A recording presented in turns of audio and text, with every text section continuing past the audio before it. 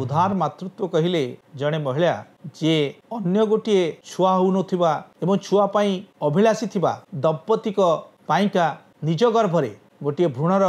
प्रतिरोपण करिवे एवं परवर्ती अवस्था से छुआर को जन्म देवे किंतु से छुआटी जो अभिलाषी दंपतिकर पक्षरु से मातृत्व लाभ करिबा पाई सक्षम होइतिबे सेमानक निकटकू चलीजिवो एवं ताहाकू ही आमे सरल भाषा रे उधार मातृत्वर नामकरण करि परिबा एवं उधार मातृत्व पाई सरकार गोटे आईन आनिछंती से आईन टी होची सरोगासी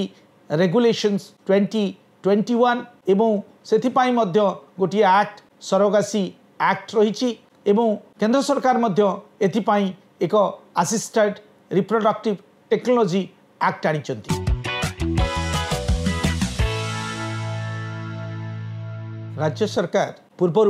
2011 मसीह मैटर्निटी लीव और पैटर्निटी लीव अर्थात मातृत्व छुट्टी और पितृत्व छुट्टी क्षेत्र में गोटे बड़ निष्पत्ति ग्रहण करते सेतेबेले 6 मास पई मातृत्व छुट्टी बा 180 दिन मिलुथला एवं पितृत्व छुट्टी पई 15 दिन मध्य राज्य सरकार सरकारी कर्मचारी मानक पई यह लागू करथिले। एबे केंद्र सरकार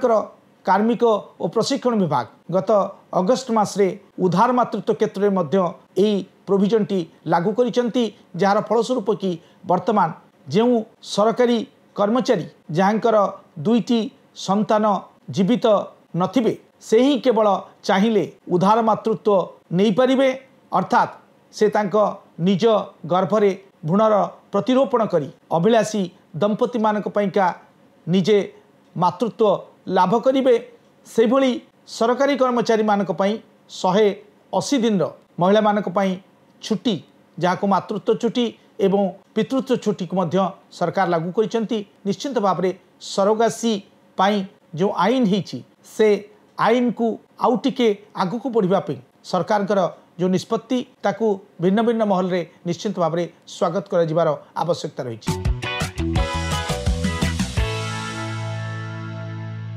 केंद्र सरकार और राज्य सरकार सरोगेसी मदरहुड प्रसंग में जो निष्पत्ति नहीं एवं सेमानक पई जो छुट्टीर बंदोबस्त करिसेंती ताहा सरोगेसी नियमावली अधिनियम अनुसार ही सेमाने लाभवान हो पारिबे एवं यार गोटे बहुत बड़ प्रभाव मध्य सरोगेसी मदरहुड क्षेत्र में रहिबो।